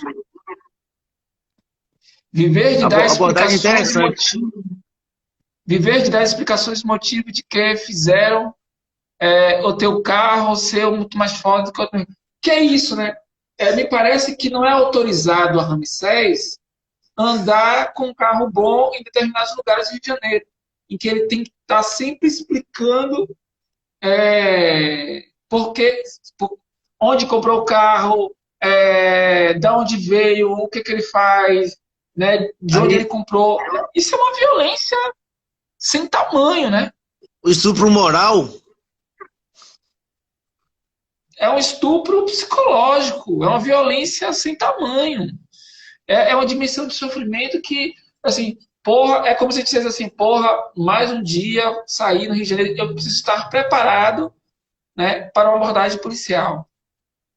Ser negro no Rio de Janeiro, ser negro na favela é viver essa condição, né? É viver uma condição em que estamos cotidiana e sistematicamente sob a égide de uma violência do ponto de vista racial, né? É o racismo Isso é o famoso... nosso cada dia que impacta todos os dias. Isso é o famoso racismo estrutural que todo mundo fala, mas é necessário falar, explicar e combater.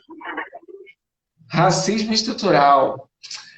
É um conceito que a gente tem cunhado aí pelo Silvio, sistematizado pelo Silvio, na verdade, e que ele vai dizer o seguinte, né? O racismo ele está em todos os lugares.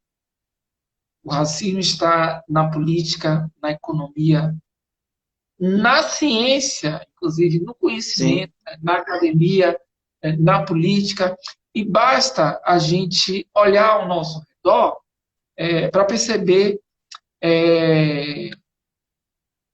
quem está em situação de poder hoje e quem está em situação de subalternidade hoje. Você falou um negócio engraçado aí, e eu estava lembrando de uma reportagem que eu já vi 2 vezes na TV, sobre um pensador negro, poeta negro, Carlos Assunção.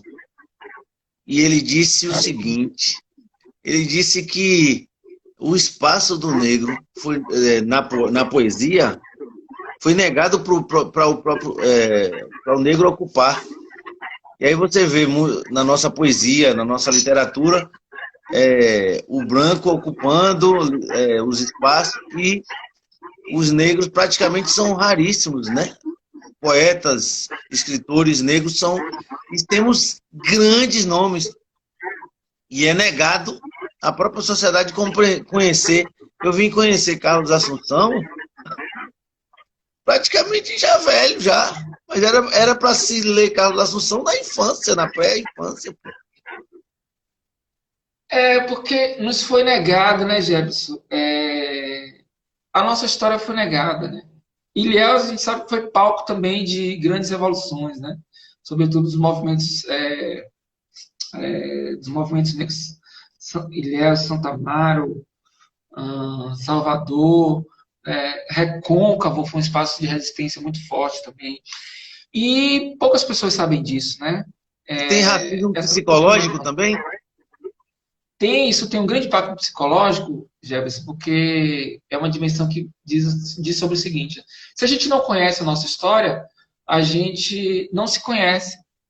Então, se a gente não se conhece, né, então tudo que é dado para a gente absorve. E isso é parte do processo de alienação. Né? Conhecer sobre a sua condição de trabalhador, saber da sua condição de raça, da história do seu povo, da história da sua cidade, né, da história do seu território. Né? Isso vai dizer sobre você. Então, o que a gente faz também com a psicologia é trazer isso, resgatar a história. Então, se eu não tenho história para resgatar, né, como é que eu vou me constituir como sujeito, né? Como é que eu vou reconstruir minha história se minha história é uma Milton história Santos gritou de aí. negação de sucesso? Milton Santos gritou aí. Chega a arrepia quando eu ouço você falar isso aí. Que é Território de justamente identidade. isso. Ivani, querida, meu amor, uma mulher linda, incrível, vice-presidente do Conselho Regional de Psicologia de São Paulo. Massa, um abraço, Ivani. Um abraço também, né, meu amigo Edinaldo Azevedo, querido amigo de Mata de São João, que tá por nossas terras aqui. Guerreiro também entrou aí, deixa eu ver quem mais. Crônicas de Tarantim, sempre nos visitando. Um abraço à galera do Crônicas de Tarantim.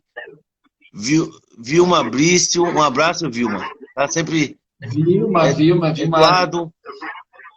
Eduardo Psi, da psicologia, da sua área. Ó. Oliver Júnior é um grande cantor, cara massa. O Sulano Rocha, uma galera boa aí tem entrado aí. Uma pergunta para você. Jaime Lering, grande querido Everaldo da Anunciação, nosso grande líder. Everaldo foi um dos pioneiros aqui na luta do movimento sindical na nossa região, seplaquiano, construindo uma luta gigantesca no Norte e Nordeste, ex-presidente do Partido dos Trabalhadores e militante ativista da luta por melhorias das condições do trabalhador. Marcelo Bacelar também, um forte abraço. A galera boa tá entrando aí, viu? Agora eu queria que você falasse um pouquinho sobre esse comportamento em meio a essa quarentena, daquele cidadão que é chamado de alto risco, né, do grande grupo de risco, e ele é empurrado por uma situação, porque ele é o mais... Marcelo, nós estamos aqui com o Robin Nilson, um grande psicólogo, professor, um conhecedor do pensar, nesse momento que a gente mais precisa é pensar, né? Como é que fica a cabeça dessa pessoa do grupo de risco? Jefferson, é o seguinte, veja, né? Ó que Hans falou aí, ó. Hans falou um negócio aí bom aí, ó. Parabéns por um grande pensador maravilhoso. Eu que agradeço, rapaz. Eu tenho orgulho de ter esse cabra aqui, por ser meu amigo, irmão de arma. A gente serviu junto aí. Quando eu digo que eu servi a Marinha do Brasil, algumas pessoas não acreditam, é por isso que eu evito falar muito disso, né? Jussara Santana, um abraço. Um exemplo aí, ó. Irmão de arma, viu, Marcelo Bacelar. Estou diante aqui de um grande psicólogo, uma grande liderança nacional dos psicólogos, um negro que sabe ocupar o espaço de poder do negro. Tá aí, ó. Jefferson, veja, essas pessoas que estão em situação... Ó, Jussara, linda, querida, deixa eu mandar um abraço para a Jussara, porque eu lembro demais da Jussara. Jussara é uma querida demais. Quando eu estava tentando, né, eu participava muito, eu gostava muito de reggae, né, e foi com Jussara que eu aprendi um pouquinho, né, desse movimento Rastafari. Jussara é uma querida demais, né, de muito tempo que eu conheço ela. E foi o movimento Rasta, foi um dos primeiros movimentos de resistência negra que eu fiz parte, inclusive, né. Pô, que foi um dos bom. primeiros, inclusive. E a Jussara fez parte desse processo. Beijo, Ju. Saudade de ti. Eu apareço aí qualquer hora dessa. É, então, veja, Jefferson, a, a pandemia, ela trouxe aí ela trouxe para a gente uma dimensão é, em que, óbvio que a gente vive um movimento traumático, né? Sim, A pandemia, ela aí criou uma ruptura, né? Vamos dizer assim, né? A pandemia, a gente pode chamar a pandemia de um evento traumático um evento traumático desorganizador é, da vida social, psicológica da população, né? Então, o que tem acontecido aí foi uma ruptura. Se a gente pensar antes da pandemia, a pandemia ela já tinha trazido aí para a gente alguns aspectos, algumas necessidades de pensar cuidados, né? Cuidados e promoções, né? Então a gente vinha dizendo aí sobre esse discurso de privatização, né? A retirada de políticas, né? Uma série de ações que retirou da população o mínimo de acesso e as condições de saúde, vamos dizer assim, física, né? Geralmente, em geral falando, física e mental da população, né? Tirou o acesso, né? Porque quando ele retira direitos, ele desestrutura o equipamento, né? E esse equipamento não tem a condição necessária de dar essas condições.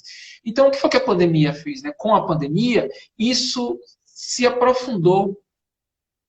Então, os problemas se aprofundaram.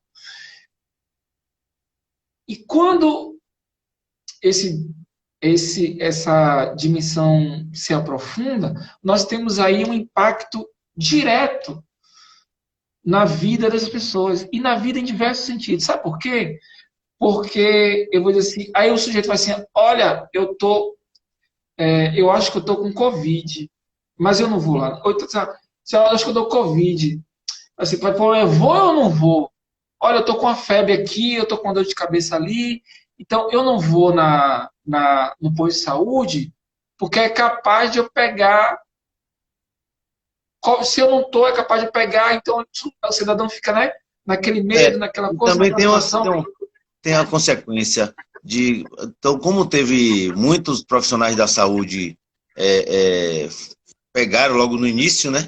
Criou um trauma. Aqui na minha região mesmo, eu posso falar de Ilhéus, que muitos. Um abraço, Val. Valeu, querido. Muitos profissionais da saúde, médicos e principalmente enfermeiros. Médicos, sim, mas principalmente enfermeiros, auxiliares, o cara da maca. Então, essa galera foi afetada bruscamente. E aí, houve-se as notícias. Aqui chegou um momento em Ilhéus que mais de 70% dos infectados pelo Covid eram da área de saúde. Isso Sim, foi. Agora, eu queria que você me falasse pra gente. Imagine o cidadão com outro problema de saúde. Ele vai fazer que desgrama lá no hospital. Ele vai fazer que. porque é isso, né, Jefferson? A gente vem E a denunciando isso há mente muito desse tempo. cara? Você que é um pensador Como é que fica? A gente vem denunciando isso há muito tempo, né? Senhora, vamos cuidar da saúde, vamos equipar a saúde, né? Vamos pensar estruturas, né? Vamos pensar numa política, né? Que pense aí determinadas populações e tal. Então, quando a gente dizia isso, né? Quando a gente reafirmava essa nossa posição de um SUS de qualidade e para todos, a gente estava dizendo do acesso, do cuidado e da preservação da vida das pessoas. Eis que, de repente, vem uma pandemia e esse problema se aprofunda. Penso, né, que a cabeça desse sujeito, a situação desse sujeito, né, em suas diversas dimensões, elas ficam extremamente fragilizadas. Veja, estar em um local onde eminentemente a gente possa estar em uma que possa ser risco à nossa saúde, é uma situação minimamente aí que a gente pode pensar de medo, né? Além do medo, a gente pode ter aí frustrações, né? A gente pode ter aí uma situação aí de incerteza, a gente tem a dimensão do preconceito, né? Porque as pessoas têm medo de pegar a Covid, e aí eu não vou falar, consequentemente eu não vou lá, porque eu posso pegar. Então, a ansiedade dessas pessoas, né? Ela aumenta, e com isso o risco aumenta, porque abaixa a imunidade dessas pessoas, né? E a condição psicológica é uma condição importante, né? Para pensar a saúde mental, porque se sua imunidade abaixa e a condição psicológica ela é fundamental nesse processo para deixar a gente forte, deixar a gente coeso, deixar a gente dentro de uma perspectiva aí, inclusive de solidariedade, né? Ele ele pode salvar nossas vidas em determinados momentos. Então, perceber que os aparelhos institucionais que estão dispostos para o cuidado da população estão sendo destruídos, desagregados, mal cuidados, é uma situação de abandono profundo, né? Situação de profundo abandono, uma situação de profundo desamparo, uma situação de profunda angústia, né? De profundo sofrimento, né? Então parece que as coisas, as dimensões políticas, parece que estão desatreladas da nossa condição de saúde mental, mas não, né? Ele está intrinsecamente ligado, né? Porque isso vai levar a outros processos de adoecimento, né? A outros processos de sofrimento psicológico das pessoas. Então, as pessoas, e aí o que a gente chama de comorbidade, né? Suas comorbidades vão aumentar, né? E aí você não vai ter só a pandemia, você vai ter os sintomas da pandemia, você vai ter, vai agravar o problema que você tinha com mais os sintomas da pandemia e mais os sintomas pós-pandemia, que aí você junta tudo isso com a dimensão de sofrimento psicológico, aí você tem aí um sujeito aí social. E aí eu estou falando em Sim, dimensões, né? sim. Em milhares de pessoas. E é por isso que a gente aí pode aí estar dimensionando que uma possível pandemia, uma possível próxima pandemia seja uma pandemia que seja aí direcionada aí para as condições de saúde mental. Esse pessoal que é obrigado a ficar em casa, literalmente, obrigado por todos os aspectos falando, né? Além de ter problemas de saúde, às vezes. Como é que pode ajudar essas pessoas, psicologicamente falando? Hoje, Jefferson, a gente tem algumas estratégias, né? Uma dessas estratégias é o que a gente está fazendo aqui, né? Sim. Das redes sociais. Isso vai depender muito da configuração familiar, vai depender da população, vai depender do território, né? As pessoas dizem que a pandemia é democrática, né? Ela atinge a todos sem precedentes, né? Mas assim, eles atingem a cada grupo e a cada pessoa de forma específica. Ele atinge de forma específica porque ao longo do tempo, nós aprendemos a lidar com determinadas coisas de forma diferente, né? Então, eu aprendo a lidar com o isolamento de uma forma, você de outra, né? As pessoas que estão aí de uma outra forma. E aí é importante que a gente precise encontrar a partir dessa leitura que nós fizemos, né? De Uhum. que estamos vivendo momentos difíceis, com um governo que não está preocupado com a sua saúde, não está preocupado com a saúde da população e que a gente precisa aí nos pensarmos coletivamente entre nós para encontrar uma saída possível para lidar com essa situação, né? Então, o confinamento é uma dinâmica que é muito pessoal e que a gente precisa aí de várias estratégias para lidar com ela, né? A depender do lugar e da situação em que a gente vive. É claro, estar em comunidade viver em comunidade é viver socialmente. No momento como esse que você não pode viver socialmente, é preciso que a própria comunidade ela possa encontrar aí algumas estratégias possíveis, né, para lidar com esse isolamento, como as grandes comunidades, as grandes favelas estão fazendo aí durante esse momento de pandemia. Tem nos ensinado, inclusive. Deixa eu fazer uma pergunta para você. Agora entrou um amigão que eu adoro, só esse é um cara massa, Ricardo Raffin, um forte abraço para você, um abraço para Paulo também. Entrou a psicóloga Carla, um abraço. Lene Abraço, Souza, Carlinha. Sheila, Jaquinho entrou e Maísa Martins também. Eu queria saber o seguinte: todo mundo fala dessa tal democratização da pandemia, mas como é que é para o cidadão que está lá na favela, está lá nos rincões, aí o cabra diz na televisão que ele tem que ficar em casa. Aí tem 8 pessoas dentro da casa, que é aquele casebrezinho bem minúsculo. Como é que é a cabeça desse cara? Como é que ele vai cuidar de isolamento? E assim, a nossa preocupação é discutir a saúde mental. E aí, esse cidadão que tem que se isolar, que tem que se cuidar, mas num espaço tão pequeno, e tem 3, 4 que precisam ir trabalhar, que é obrigado a trabalhar por questões óbvias, às vezes, que o trabalho é essencial, às vezes. E aí, como é o comportamento da mente dessa Jefferson, pessoa? essa é uma população que está, infelizmente, a nossa população, a população periférica, a população que está inserida, é uma população que, infelizmente, tem Deixa eu só se... dar um adendo para você. Aí o cara fala assim, use máscara, use álcool gel. Aí ele vai lá na farmácia, o álcool gel que era R$6 é R$50 agora. A máscara que era R$3 agora é R$10. E aí? Sim, Que zorra democrática é essa? não tem, né? É democrático para quem, né? Porque a pandemia é democrática para quem tem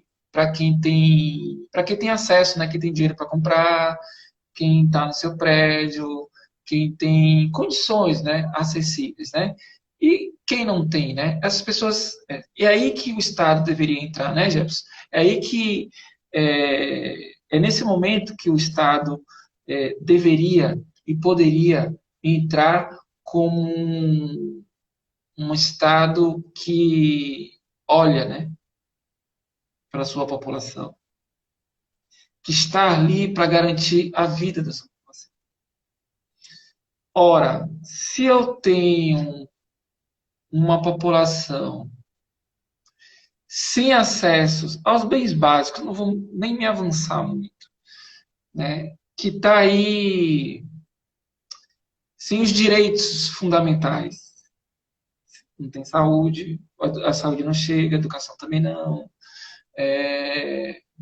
a única política do Estado que chega o braço armado, né? É a polícia, né? Que chega para... Engraçado que eu estava... É curioso que eu estava aqui, né? Em algumas comunidades, trabalhando em algumas comunidades, e quem estava na rua tentando coibir ou tentando, vamos dizer assim, forçar o uso das máscaras numa comunidade periférica era a polícia, né? Ao invés de ter lá agente de saúde, né, psicólogo, assistente social, quem estava lá eram os policiais. Então, me parece que a única política de Estado que chega para essas populações, para oprimir, para silenciar, para dominar, né, é o braço armado do Estado. Então, me parece que a ineficiência de uma gestão, a ineficiência de uma política, a ineficiência do Estado em amparar essa população, ela está muito clara.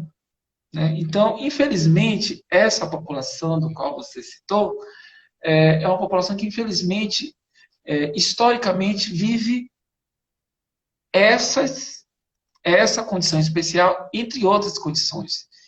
Aí eu de volto a perguntar para vulnerabilidade. você, a mente desse cidadão, em meio à quarentena, a famosa quarentena, que como é que a ciência pode ajudar esse cabra, a essa cidadã, a ele não colapsar no sentido de pensar no suicídio até, porque é uma pressão muito grande na cabeça, principalmente esse que é obrigado a ficar no isolamento por questões de seu grupo de alto risco. Como é que a gente pode ajudar esse cidadão que está passando pelo, não sei se a palavra é certa, né? Colapso mental, sei lá, alguma coisa que Jefferson, alguns, né, têm chegado até o suicídio. Jefferson, a ciência é um instrumento, né, que pode ajudar na construção de políticas, né? Uhum. Então, é um campo também de luta. Então, quando você tem um Estado que não pensa, não acredita na ciência, obviamente você não vai ter aí uma política efetiva para essas populações. Uma outra coisa é as condições dessas populações. Importante dizer que a própria condição de vulnerabilidade das pessoas é uma condição de sofrimento. Então, ela já está aí, historicamente, passando por condições de sofrimento é, durante a sua vida. E a pandemia, quando chega, ela agrava a situação. Então, é uma situação de extrema emergência. É uma situação de extrema emergência. Então, parece que muitas vezes as pessoas acham que a psicologia ela atua aí na dimensão do adoecimento, mas não. A psicologia deve, sobretudo, atuar na sua dimensão de prevenção, de promoção de saúde, de cuidado dessas pessoas. Então, quando essa situação chega, né, é uma situação aí que a gente fica, né, a gente precisa aí correr para poder cuidar dessas pessoas, né? E aí, dizer especificamente o que a gente pode, a gente deve fazer, é fazer com que essas pessoas procurem a rede de contatos, rede de amigos, né, rede familiar, sim, conseguiu identificar que alguma dessas pessoas está aí, está se mutilando, tentou suicídio, está com crise de ansiedade, aciona a rede. Aciona a rede. O UBS, são todas as redes possíveis e disponíveis para que essa pessoa, né, se homem, se mulher, ela possa ter aí acesso o mais rapidamente possível ao cuidado. Porque é uma situação de agravo. Então, se é uma situação de agravo, a gente pode aí entender que é uma situação de emergência, a gente está sob situação de emergência. Então, o que era para ser cuidado, a gente deixou aí chegar na situação de emergência. Então, como essa situação de isolamento ela gera percas várias, emprego, saúde, gera altas taxas de ansiedade, estresse, tensão, ela vai gerar aí, consequentemente, uma dimensão de sofrimento para as pessoas. Então, se vai gerar sofrimento por conta, inclusive, desse confinamento e dessas perdas que a pandemia vem trazendo para a gente, é importante que a gente esteja próximo a essas pessoas, acione uma rede aí de cuidados em qualquer situação de emergência que tiver, procura fulano, procura ciclano, né, para poder levar aí para emergência e tal, para a gente poder fazer os cuidados necessários aí, psicológicos, medicamentosos, enfim, o que precisar. Ô, Rob, assim, eu fico até sem querer interromper você, porque você sempre com uma fala maravilhosa. Eu quero mandar um abraço aqui ao meu amigo Augusto Júnior, que está na área aí.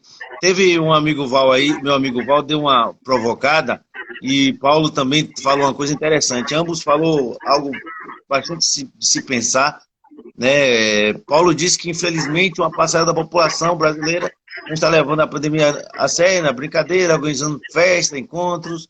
Aí também eu acho que é reflexo um pouquinho do que o Val disse, do drama da pandemia, o demônio criado por, né, corrupção, ineficiência, gestão absoluta de governadores e prefeitos. Aí eu vou além, não só também, né, não só Eu acho que a gente deveria ampliar mais isso. Mas já está chegando ao fim da nossa live, porque também não posso ficar abusando muito de você. Falta 2 minutos. Eu acho que a gente pode voltar uma outra oportunidade, mas já são 2 horas a gente aqui Conversando. conversando. Eu queria que você falasse mais um pouquinho nesses 2 minutinhos que faltasse aí, sobre, especialmente, eu volto àquela pessoa que está, digamos assim, não sei se é colapso na palavra correta, né? Mas assim, nós podemos fazer mil coisas no dia a dia, mas temos um limite da mente da gente, né? E para não deixar, eu tenho o costume de ouvir música quando eu estou sobrecarregado a mente, assim, eu começo a ouvir música para dar uma relaxada. Um abraço a Joalisson, um abraço. Fala pra gente um pouquinho o que podemos fazer para esse momento, assim, entre pressão de pandemia, pressão de isolamento, necessidades. Cara, eu Você acho que tem é 1 minuto manter. para falar um pouquinho e a gente vai encerrar nosso papo. Um abraço, Henrique. Tá Beleza. bom, mas eu acho que eu não posso Beijo, ficar todo mundo abusando que tá muito de você. assistindo. Cara, eu acho que primeiro a gente precisa importante manter uma rotina, né, cara? Tá me trazendo uma coisa aqui muito específica. E tentar, sempre que possível, estar juntos, estar próximo, né? Utilizar a ferramenta que nós temos aí Você para tem 30 poder segundos, viu? Já está encerrando nosso tempo. para poder estarmos em grupo, né? Então, eu acho que é isso que é o mais importante, utilizar tudo que é possível, né, ao nosso redor, para a gente poder sair nessa dimensão de pressão e de isolamento que a gente está vivendo. Queria agradecer demais a você, a todos que participaram, e um outro momento a gente pode se encontrar. Bom demais esse papo, fico à Foi disposição muito para outros obrigado, cara. também. Bom rever meu irmão E de a gente arma, se que eu cuida. tanto amo. Eu te amo, te amo. Cuidado dizer Diga- mundial, diz mundial para dizer que a gente foi militar um dia, né? É Fomos verdade. na